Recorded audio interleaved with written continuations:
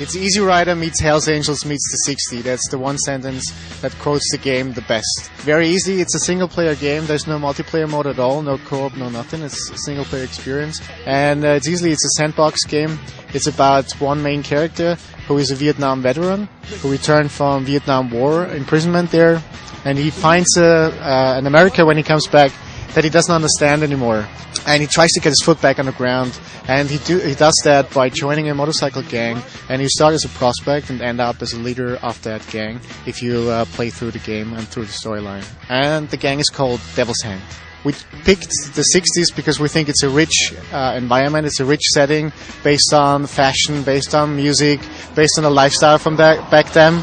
Approaching the 60s very easily got us hooked to the bike culture, and so kind of easily we put together the puzzle that brought us to the games called Ride to Hell, and we try to be as authentic as possible with that game.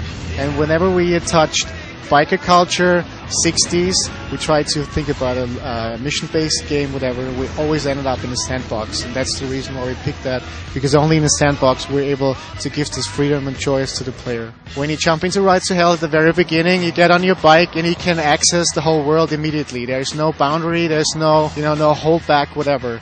And you can just do the missions and play through the game on the other side. So this is, again, one of the choices the player has.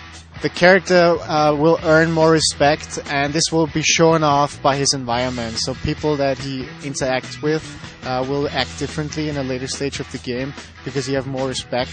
And there will also be no money in the game. We just have our respect system, and this is the value you have in that world. And what we do actually is, it's not just a paint job you do on a car.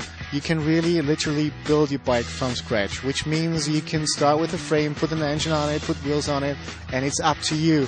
This is an important thing for us. It's part of your character, part of your personality, so it's important you should have a cool bike. What we add to that is that we have a different setting with the 60s, and we try to address that with the missions we have. Some kind of sex missions, we have drug missions. They're a different approach here. So from doing so, we think we add a new level to the sandbox genre, and we think that's going to be attractive to the player.